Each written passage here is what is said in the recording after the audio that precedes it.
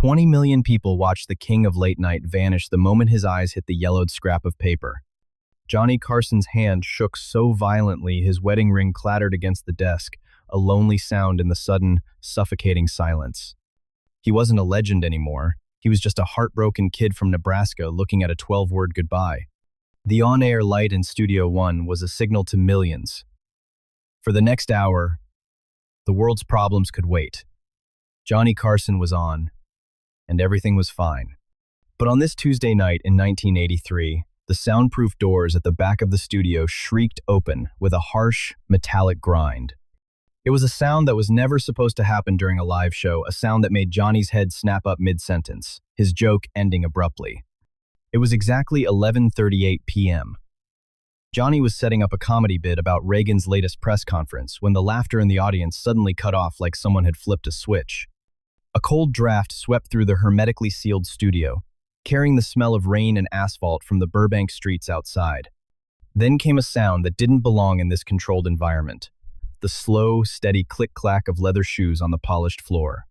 Security guards stood frozen in the wings, their hands hovering uselessly near their radios. A dark silhouette moved through the shadows at the back of the studio, ignoring every protocol, every rule, every security measure that protected The Tonight Show. The figure walked with purpose, cutting through the carefully arranged lighting like he owned the place. The intruder marched straight toward Johnny's desk, and what he was carrying in that weathered envelope would expose a 40-year secret that two of Hollywood's biggest legends had buried beneath decades of carefully constructed public personas. If you want to see how this unfolds, hit that like button right now. The camera operators didn't know where to point. This wasn't in the script. The director in the booth was frantically signaling for a commercial break, but something about the moment made everyone hesitate. 20 million viewers leaned forward in their living rooms as the figure finally stepped into the pool of light reserved for Johnny's guests. The audience gasped in unison. Frank Sinatra stood there in a heavy trench coat, collar turned up against a rain that was falling somewhere outside this bright, controlled space. But this wasn't the Frank Sinatra America knew, the smooth chairman of the board who commanded every room he entered with effortless cool. This Frank looked like he'd aged a decade in a single day. The studio lights, designed to make stars sparkle, instead highlighted every deep line around his mouth, every shadow under his eyes, every tremor in his hands. Water dripped from his coat onto the expensive carpet. His usually perfect hair was disheveled.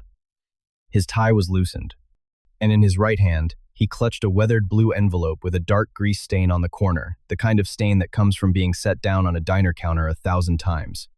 Ed McMahon, Johnny's faithful sidekick for over 2 decades, sat perfectly still in his chair. His knuckles had gone bone white from gripping the armrests. Ed had seen everything in his years on television, but he'd never seen this.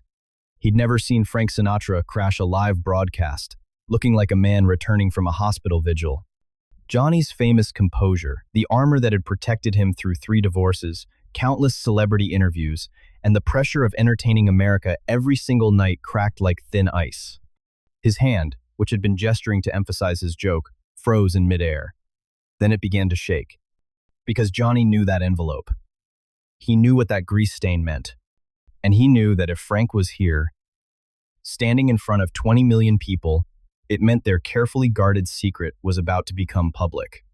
The secret about the Hoboken diner, the promise they'd made in 1952, and the man named Leo, who had saved them both when they were starving nobodies with nothing but dreams. Frank didn't go to the guest chair. He didn't acknowledge Ed or Doc Severinsen or the audience.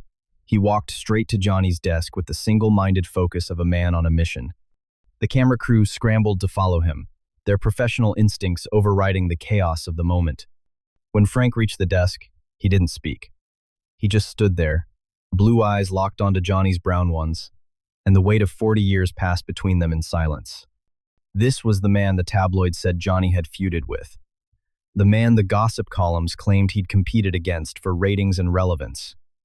The man whose supposed rivalry with Carson had sold 1 million magazines. All lies.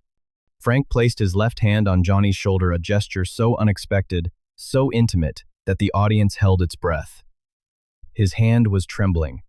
Up close, Johnny could see that Frank's eyes were red-rimmed. his face drawn with exhaustion and grief. This wasn't a publicity stunt. This wasn't a bit. This was a man who had driven straight from a hospital room to a television studio because some promises matter more than protocols. Then Frank leaned in close to Johnny's microphone and whispered a single name, a name that made Johnny's carefully maintained poker face collapse entirely. Little Leo. The two words hung in the air like a ghost. The bright lights of Studio One in Burbank dimmed in Johnny's vision, replaced by the memory of a single, flickering fluorescent bulb. The smell of hairspray and makeup vanished, replaced by the scent of 5-cent coffee and frying eggs. The expensive suit disappeared, and suddenly Johnny was 23 again, wearing a threadbare jacket and shoes with cardboard stuffed in the soles to cover the holes. 1952. Hoboken, New Jersey. Before The Tonight Show. Before the Rat Pack. Before the mansions in Malibu and the private jets and the screaming fans. There was just a narrow diner called Leo's Place, tucked under the rusted iron girders of the train tracks. It was the kind of place you'd walk past without noticing, unless you were broke, hungry, and desperate. The diner was barely 15 feet wide, with a counter that had 8 stools, 4 booths that were more duct tape than vinyl, and a grill that Leo had bought secondhand in 1947. The heat never worked right. In winter, customers kept their coats on and huddled over their coffee mugs just to keep their fingers from going numb. The windows fogged up from the steam of the grill, creating a cocoon that felt separate from the rest of the world. The owner was Leo Marchetti, a short, round man with flour permanently dusted in his thinning hair and grease stains that never quite washed out of his apron. He had thick forearms from decades of flipping burgers, kind eyes that crinkled when he smiled, and a policy that had kept him barely above bankruptcy for years. He never turned away someone who was hungry, whether they could pay or not. In the early 50s, 2 young men became fixtures at the counter. They'd arrived separately, one from a boarding house 6 blocks north, the other from a tiny apartment he shared with 3 other guys above a butcher shop, but they always ended up on stools 7 and 8 at the far end, away from the door. The lanky kid from Nebraska was trying to make it as a magician and comedian. He'd do card tricks for the other customers, practicing his patter, working on his timing. Most nights, he nursed a single cup of coffee for 3 hours because it was all he could afford. His name was John, but Leo called him Johnny because it sounded friendlier, more like someone who was going places. The scrappy singer from Jersey had a voice that could make you forget the cold, but he couldn't get arrested in the local clubs. He was too skinny, too Italian, too intense. He'd sit at that counter with sheet music spread out, humming quietly, working on his phrasing. His name was Francis, but everyone called him Frank. Leo saw something in them that the rest of the world missed.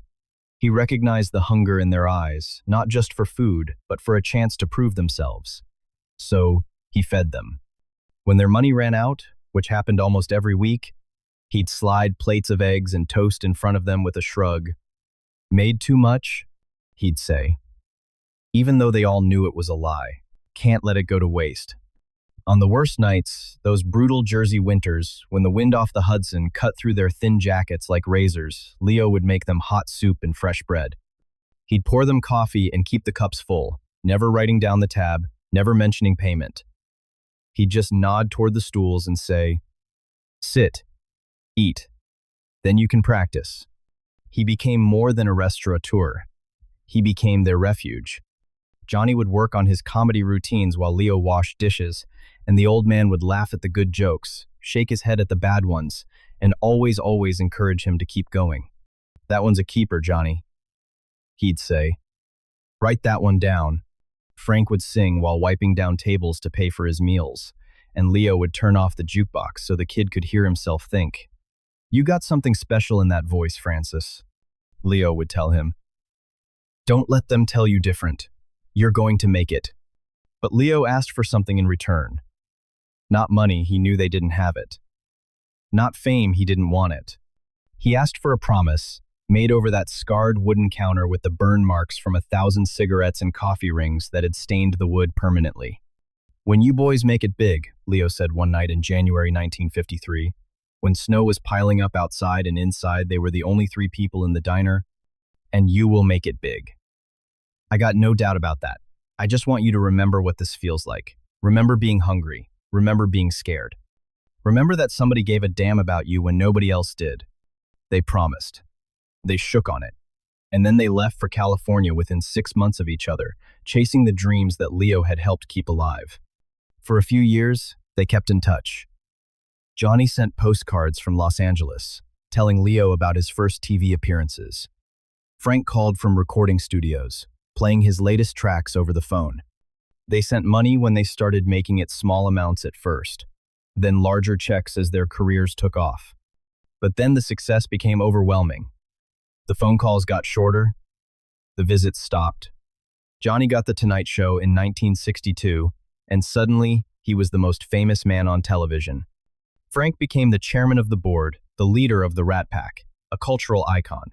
Their worlds expanded to include presidents and movie stars and sold-out concert halls. And somewhere in that expansion, Leo's diner got smaller in their rearview mirror. Not forgotten, never forgotten, but distant. A sweet memory from another lifetime. They told themselves they'd visit soon. Next month. Next year. When things calmed down. But things never calmed down, and the distance grew from months to years to decades.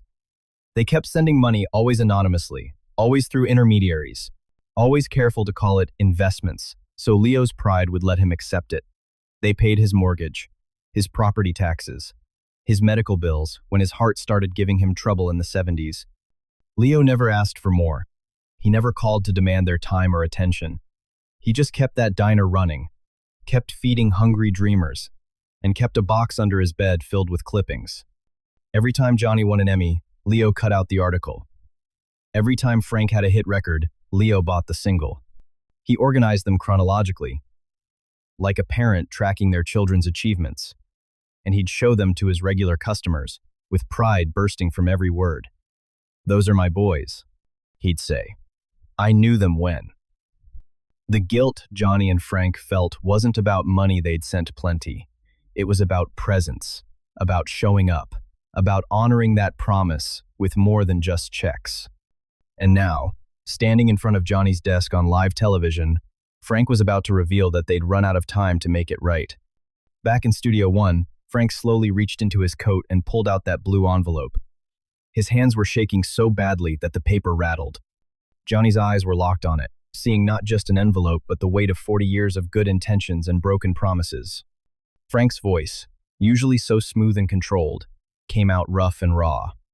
"He asked for you, John. At the end.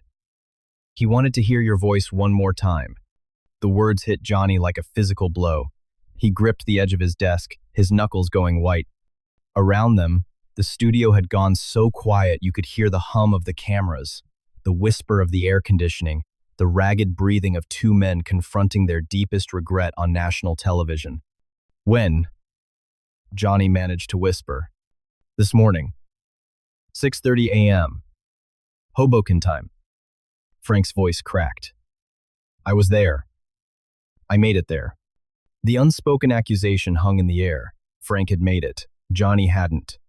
Johnny had been in Malibu, probably sleeping or reading the morning trades, while the man who'd saved his life 40 years ago was taking his last breaths in a hospital bed. But Frank wasn't there to accuse. He was there to deliver a message. With trembling fingers, he opened the envelope and pulled out a single piece of paper. It was cheap hospital stationery, the kind they give patients for writing final wishes or goodbye letters. The paper was yellowed at the edges, fragile as Frank unfolded it. Johnny could see Leo's handwriting shaky now with age and illness, but still recognizable. The same hand that used to write orders on the diner's green guest checks. The same hand that had slipped them free meal tickets when times were desperate. Frank held it up so Johnny could read it, and his voice broke as he spoke the words aloud for the cameras, for the audience, for history. "Tell John the coffee is still hot, and the dream came true." 12 words. That was all. No recriminations about the visits that never happened. No guilt trips about the decades of distance. No anger about being left behind while they conquered the world. Just 12 words that said, "I'm proud of you. I loved you. I never stopped believing." Johnny's hand went to his mouth. His eyes filled with tears that he didn't try to hide. For 30 years on television, he'd maintained perfect control. He'd interviewed grieving widows and angry politicians and controversial celebrities, and he'd never broken character. The Carson mask was impenetrable, but this shattered it completely. He wasn't in Burbank anymore. In his mind, he was back on that cracked vinyl stool, stool number 8, the one with the rip in the seat that Leo kept meaning to fix, but never did. He could taste that coffee always fresh, always hot, Leo's one point of pride. He could feel the subway rumbling overhead, making the sugar shakers dance on the counter. He could hear Leo's voice. "You're gonna make it, Johnny. I can feel it in my bones. You diet." The dream had come true. He'd become exactly what Leo predicted, the king of late night, the man who shaped American culture from behind a desk, the comedian who'd interviewed every president and movie star and cultural icon for 3 decades. But sitting in that hospital bed, probably alone except for Frank and a few nurses, Leo's last thought hadn't been resentment. It had been joy, pride, love. Frank's voice pulled Johnny back to the present. "He made me promise I'd tell you something else, John." Frank's eyes were wet now, too. He said he understood. He said he knew you were busy changing the world, and he didn't need you to visit to know you remembered him. He said every time you made America laugh, he felt like he was part of it. Johnny's shoulders shook. He pressed his palms flat on the desk, trying to ground himself, trying to maintain some shred of composure. But it was impossible. The man who'd given him everything when he had nothing, the man who'd believed in him when belief was all he needed, was gone. And Johnny's last words to him had been in a Christmas card 2 years ago. The audience was crying now too, some quietly, dabbing at their eyes with tissues, others openly sobbing. They'd tuned in for jokes and celebrity interviews, and instead they were witnessing something raw and real and utterly human. Who was the person who believed in you before you were successful? Tell us their name in the comments. Ed McMahon, who'd sat beside Johnny through thousands of shows, pulled out his handkerchief and didn't even pretend he wasn't crying. Doc Severinsen, the bandleader who usually provided musical punctuation to emotional moments, sat frozen at his piano, unable to find any notes that would fit this scene. Frank wasn't done. He reached into his coat one more time, slowly, reverently, and pulled out a small object wrapped in tissue paper. "The nurses gave me this. They said Leo wouldn't let go of it until the very end." Kept it on his nightstand, and whenever he got scared or the pain got bad, he'd hold it and smile. Frank unwrapped the tissue paper carefully, and there in his palm was a small, tarnished silver harmonica. Johnny's sharp intake of breath was picked up by his microphone and broadcast to 20 million homes. He recognized it instantly. How could he not? It was the same harmonica he'd played in that diner on slow Tuesday nights when the customers were sparse and Leo would let him entertain the regulars. The same one he'd used to provide background music while Frank sang. The same one he'd left behind when he moved to California because he was traveling light and he figured he'd buy a new one when he made it big. He never did. He got famous as a comedian, not a musician. The harmonica player he'd been in Hoboken got left behind with all the other parts of his younger self, the broke kid, the dreamer, the boy who didn't know if he'd eat tomorrow. But Leo had kept it. For 30 years. Through moves and health scares and the slow decline of the neighborhood. He'd kept it close, this tiny piece of metal and memories, because it reminded him of the good days. The early days. The days when he was feeding future kings, and they didn't know it yet. He told the nurses, Frank said, his voice barely above a whisper, that the best musician he ever heard wasn't the guy who sold 100 million records. Frank paused, emotion choking his words. It was the kid who whistled while practicing card tricks at his counter. Frank held out the harmonica to Johnny. For a moment, Johnny couldn't move, couldn't breathe, couldn't process that this small, tarnished object represented everything, every kindness, every free meal, every word of encouragement, every moment of belief when the world said he'd never make it. His hand shook violently as he reached out. When his fingers closed around the metal, it was warm from Frank's hand, and Johnny could swear he felt Leo's presence in it. The weight was negligible, maybe 3 ounces, but it felt like it contained the entire world. Frank leaned in close, his voice dropping so low that the microphones barely caught it. He had one last request, John. He wanted to hear the song. Our song. The one we used to play at 3 in the morning when it was just the three of us, and the whole world was asleep. Johnny knew exactly which song. A simple melody, not quite blues, not quite jazz, just something they'd improvised together on countless cold nights. Johnny on harmonica, Frank humming harmony, Leo keeping time by tapping a wooden spoon against the counter. It wasn't a hit. It wasn't even technically a real song. It was just theirs, a private moment of joy shared by three people who had nothing but each other and believed that was enough. I tried to sing it for him, Frank admitted, his voice breaking. But he said it wasn't complete without your part, he said. Frank had to stop, had to collect himself. He said if he couldn't hear it before he passed, maybe you'd play it sometime and he'd hear it from wherever he ended up. Johnny stood up slowly. The harmonica felt like it weighed 1,000 pounds. Playing it meant stripping away every defense, every bit of professional distance he'd maintained for 3 decades. It meant standing in front of 20 million people and being completely, utterly vulnerable. But he'd made a promise. And he'd broken enough promises already. He brought the harmonica to his lips. His hands shook so badly the metal clattered against his teeth. He closed his eyes, blocking out the cameras, the audience, the entire world. In the darkness behind his eyelids, he pictured Leo's diner, stool 8, steam rising from a coffee cup, the rumble of the train overhead, Frank beside him, young and hungry and full of dreams. Leo at the grill, spatula in hand, smiling at his boys. The first note came out thin and reedy, trembling with emotion. It was barely recognizable as music, but Johnny pushed through. Finding the melody, muscle memory had preserved even after 30 years. The simple tune emerged, hesitant at first, then stronger, finding its rhythm. Frank stepped closer and began to snap his fingers, keeping time just like he used to. Then, softly, he started to hum the harmony. His voice, that magnificent instrument that had sold 100 million records, was used now for an audience of 1 man in heaven and 20 million people learning what true friendship looked like. The song was simple, melancholy, beautiful in its plainness. It spoke of cold nights and warm coffee, of dreams deferred and hopes maintained, of belief in the face of impossible odds. Every note Johnny played was a thank you. Every breath Frank took was a prayer. Together, they were saying goodbye to the man who'd made them possible. Ed McMahon didn't bother with his handkerchief anymore. He just let the tears flow. The cameramen kept their lenses steady, despite wet cheeks. In living rooms across America, families gathered around TV sets and cried together, most of them not knowing exactly why, just understanding that they were witnessing something sacred. The song built to a simple climax, nothing fancy, nothing showy, just honest emotion poured through instruments of metal and flesh. When Johnny played the final note, he held it as long as his breath allowed, letting it fade naturally into the silence of the studio. When it was over, he lowered the harmonica. His face was wet. His chest was heaving. He looked utterly destroyed and somehow more real than he'd ever appeared on television.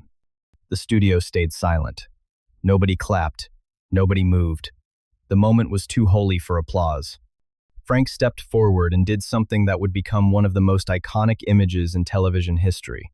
He gently placed his hand on the back of Johnny's head and pulled him forward until their foreheads touched. 2 of the biggest stars in American history, standing together in shared grief, all pretense stripped away. "He loved you, John," Frank whispered. "He loved us both, and he knew we loved him back, even when we didn't show it right." They stood like that for a long moment.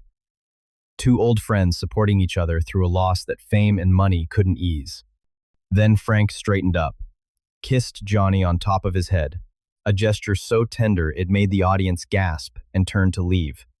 He walked back through the studio the same way he'd entered, his trench coat disappearing into the shadows.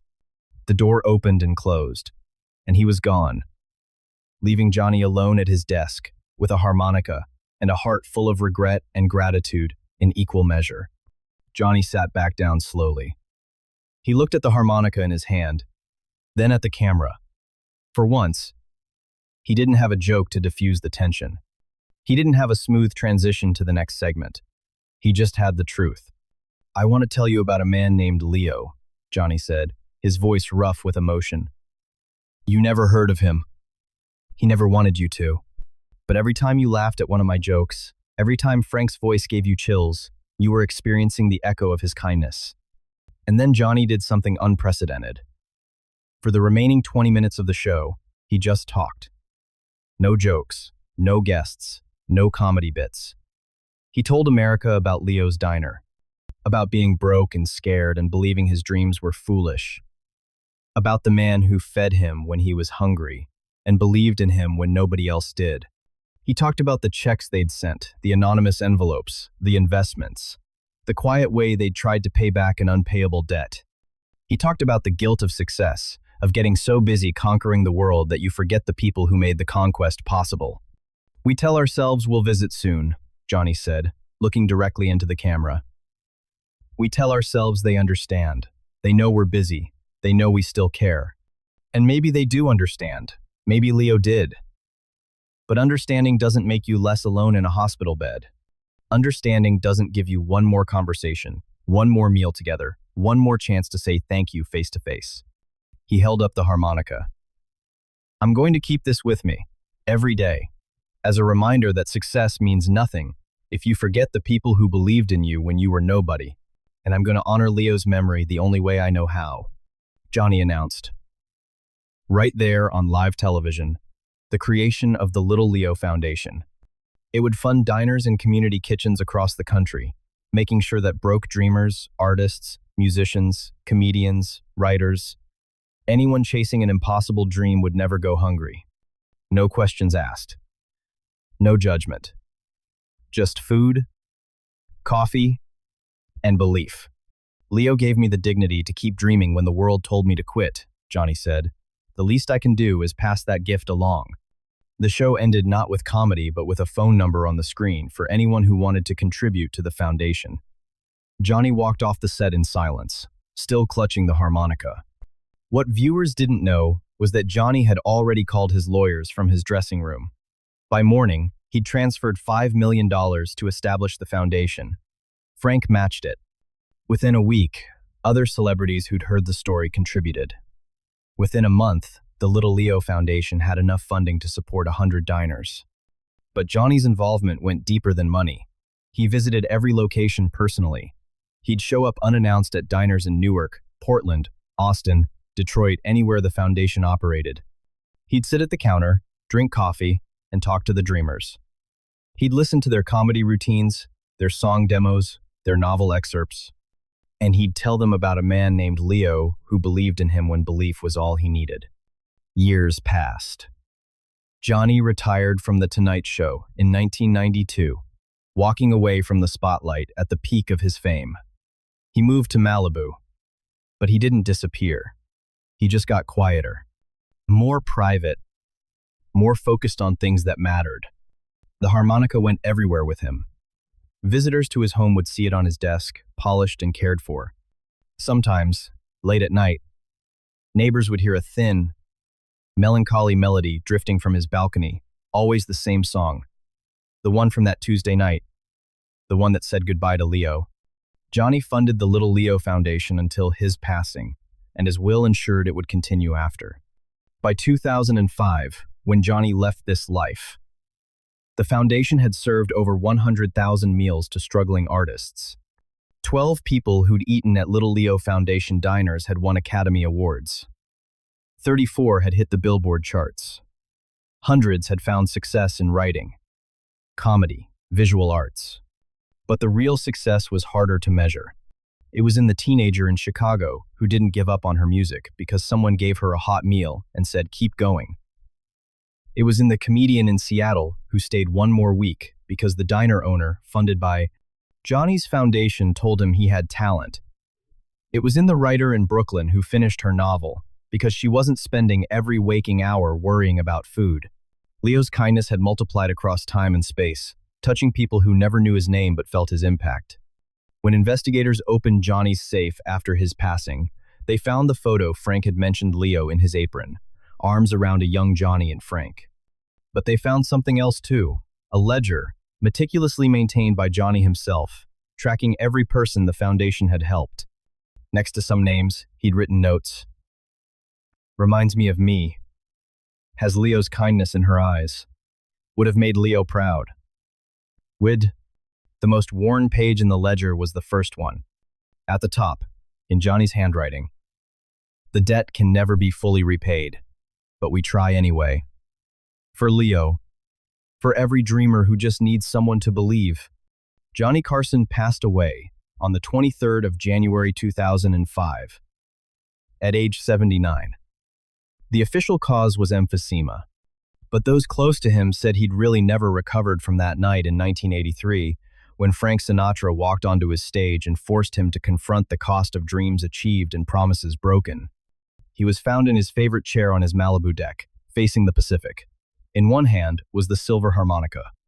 In his lap was that 12-word note from Leo, now protected in a plastic sleeve but still bearing the grease stain from a counter in Hoboken. His funeral was private, but Frank Sinatra's family sent a simple arrangement. Coffee cups made of white roses with a card that read, "The coffee is still hot. Frank." Frank himself had passed away in 1998, but his children knew the significance. The Little Leo Foundation still operates today. It's grown beyond diners to include grants for art supplies, rehearsal space, recording time, anything that helps dreamers dream. Every location has a picture of Leo on the wall, and every recipient hears his story. They learn about the man who fed 2 broke kids in Hoboken, about the promises made and broken, and ultimately honored, about the fact that success means nothing if you achieve it alone and forget everyone who helped you climb. Johnny Carson was the most famous man in America for 3 decades. He interviewed presidents and movie stars. He shaped culture and launched careers. He made millions laugh, and millions more aspire to be like him. But his real legacy isn't the jokes or the interviews or the Emmy Awards. It's in the diner in Portland, where a young musician eats breakfast paid for by a foundation she's never heard of, funded by a man she's only seen in reruns, honoring a promise made to a cook she'll never meet. It's in the continuation of kindness across generations, the belief that passes from Leo to Johnny to stranger after stranger after stranger, creating a chain of compassion that has no end. Somewhere, in whatever comes after this life, Leo is smiling. His boys made it. They conquered the world. And when they had everything, they remembered where they came from. They remembered the promise. They kept the coffee hot. If this story moved you, hit the subscribe button and turn on notifications to join our community of forgotten Hollywood legacies. Like this video to help us share stories that reveal the truth behind the fame. And if someone believed in you when you had nothing, call them today. Thank them. Don't wait until all you have left is a harmonica and regrets. Thanks for watching, and remember, the people who love you before you're successful are the only ones who matter after you are.